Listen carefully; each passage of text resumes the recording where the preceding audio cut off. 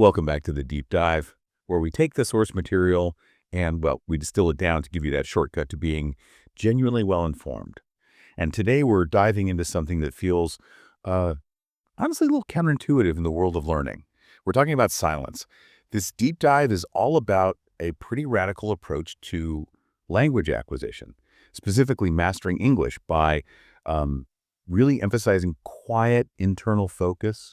Our sources today are pulled heavily from the philosophy behind a concept called silent growth. So our mission really is to pull out the key insights, both psychological and linguistic, on why turning down the volume can actually speed up your learning. This is a big one for anyone out there who feels totally swamped, overwhelmed, discouraged by comparing yourself to everyone else. And here's where it gets really interesting. The strategy is basically to hide your learning until it's strong enough to stand on its own. It's a huge pivot, isn't it? Because all the conventional wisdom is about performance. Right. Speak more. You have to speak, you have to find a partner, you have to explain what you're doing. But this methodology, it targets that very specific, very exhausted audience, English learners who are distracted, who are discouraged by all the noise and the constant pressure to perform their progress. An audience, yeah. Exactly. So the sources frame this whole silent growth idea as a deliberate counter strategy. It's a tool for learners who might already be quite competent, but their confidence is just fractured. Okay, so let's just pull the core premise out right away, because it's surprising. Yeah. The sources are basically arguing that you don't need to be speaking all the time to grow. Not at all. You don't have to explain yourself. You don't have to demonstrate anything until you're ready. And in fact, silence and that quiet, consistent internal work, that's the secret accelerator. That's the secret. It helps you learn faster and really embed the knowledge more deeply. And I think to really get the solution, we have to diagnose the problem first. So that brings us to the common roadblocks for learners. The sources are super specific about what this is designed to overcome. Okay, let's unpack that, the psychological side of it. Yeah. What are these common issues that this quiet method is built to fight? So there are, let's say, 4 major psychological hurdles that this whole approach addresses. First up is just distraction. In our modern world, we're always multitasking, and that leads to what the sources call cognitive overload. Cognitive overload. Which is, you're trying to manage vocabulary, pronunciation, grammar, social cues, speed, all at the same time. And that complexity just paralyzes you. I totally get that feeling. It's like trying to juggle chainsaws. You're so focused on not dropping one that you can't actually learn the routine. That's a perfect analogy. And the second hurdle is that crippling fear of judgment. Ah, yes. Most learning platforms, they force you into public interaction right away. And if you feel like every single sentence you try is going to be dissected or corrected, You just shut down. you just stop speaking. The sources say this fear is one of the biggest things holding people back from long-term fluency. That makes so much sense. We're more afraid of the social penalty for a mistake than the actual learning opportunity that the mistake gives us. Absolutely. Then there's the third one, the terrible habit of overthinking mistakes. Oh, the internal critic. Yes, a quiet, anxious learner will replay one tiny grammar error for an hour, turning it into this huge deal. This method wants to stop that loop. And finally, maybe the most damaging of all is comparison. That habit of comparing your own messy, private, internal journey. Full of doubt and hesitation. Right, with the polished, public, social media highlight reel of some other learner. That comparison trap is brutal.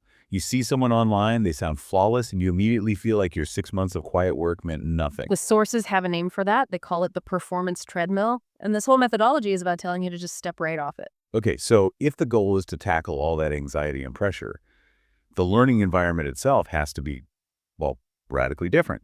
The materials sound less like a course and more like a retreat. That's a good way to put it.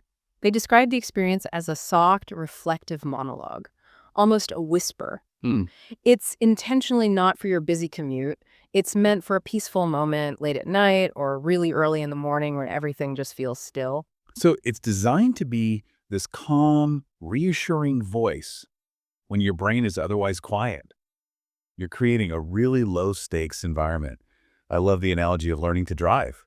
You don't learn how to use a clutch on a busy highway. You do it in an empty parking lot where stalling is just, a mild inconvenience. That is spot on. That quiet, low-pressure atmosphere is the foundation of the whole thing. It encourages the learner to stay focused and, crucially, to trust their own internal process. Instead of needing that external validation all the time. Exactly. It's a deliberate move to slow everything down and just reduce the pressure to perform. I mean, when you remove the stage, the rehearsal suddenly becomes so much more meaningful. So if that's the feeling, what's the actual structure that creates that safety?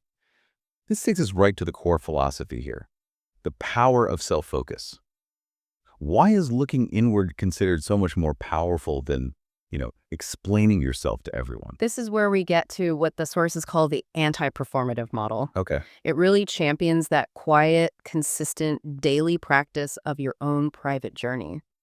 Think about it. In standard learning, the goal is to produce a result for someone else. A teacher, a test, a conversation partner. Right. But here, the only audience is you. So all the energy you'd normally waste trying to explain your struggles, like, oh, I didn't get this tense because, Yeah. you redirect all of that into the actual learning. Precisely. The sources really emphasize that genuine confidence, the deep, lasting kind, is built step by step without pressure. When you stop explaining yourself, you're just doing the work. You're internalizing the structure, not externalizing the outcome. And think about the psychology of that.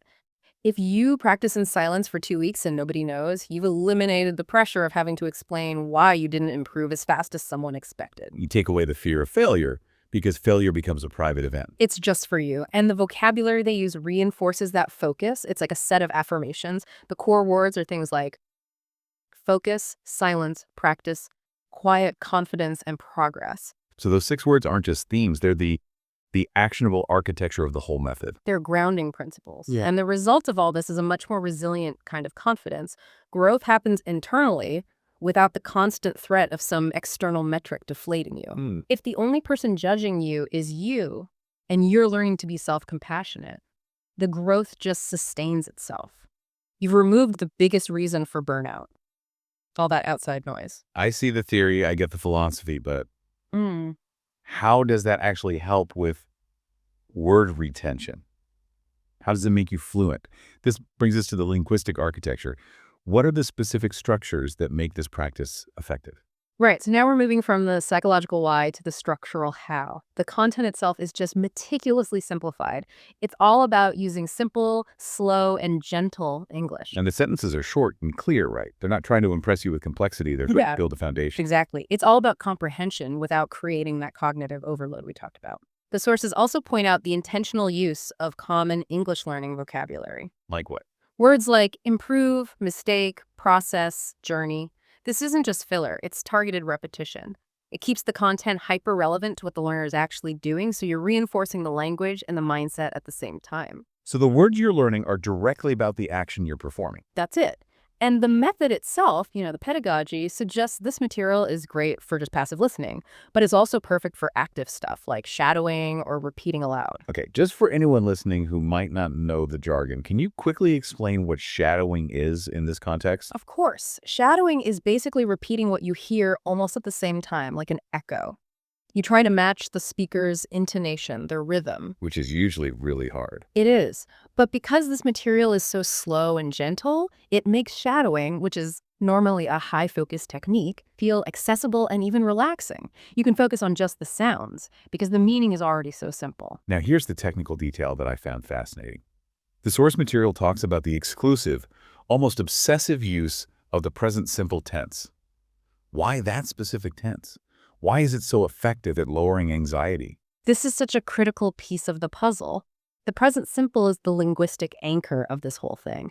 It's the tense we use for universal truths, for habits, for calm, non-judgmental advice. But think about what it removes. It gets rid of all the complicated tenses. Precisely.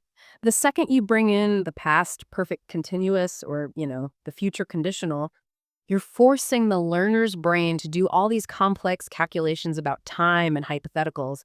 It's exhausting. But the present simple just grounds you in the now. You listen, you practice, you learn. It's stable. It creates a routine without the anxiety of looking back. Did I say that right yesterday? Or worrying about the future. Will I use that tense correctly tomorrow? It just strips the mental load down to almost zero. It does. And that makes the learning moment feel safe. almost permanent, which feeds directly into the emotional reinforcement we mentioned earlier. The soft, reassuring phrases. Exactly. Things like you are learning, you are improving, and especially that permission-giving phrase, take your time. That constant, gentle affirmation is a direct countermeasure to the fear of judgment and the habit of overthinking mistakes. It's like a constant repetition of self-compassion baked right into the lesson. It is. So when you connect it all together, what the sources are providing is this powerful integrated model for internalizing knowledge. It really is. It shows that the process matters more than the immediate public outcome. Consistency and self-compassion are the real engines of progress, and the simple structure of the content just supports that by keeping the mental load so deliberately low. It's like learning through gentle osmosis. So what does this all mean for you, the listener, who's maybe just tired of that performance treadmill? The big takeaway is that by harnessing the power of quiet, internal focus, and by removing that paralyzing need for comparison, you can find a genuine shortcut. A shortcut to real improvement. Yeah, to a deep, unshakable confidence. Because the growth happens in those quiet moments when nobody is watching, when you stop feeling that pressure to prove you're learning. And that's the final thought, really. This approach emphasizes practicing quietly every single day to fundamentally build your confidence before you even open your mouth. It makes you question how often we see external validation speaking, explaining, getting corrected as the only valid measure of progress. Right. So this raises an important question for you to think about. What essential deep-rooted growth happens when you deliberately stop explaining your language journey to others and just focus on the silent, consistent act of the journey itself? What kind of power do you unlock when your progress becomes entirely and beautifully private?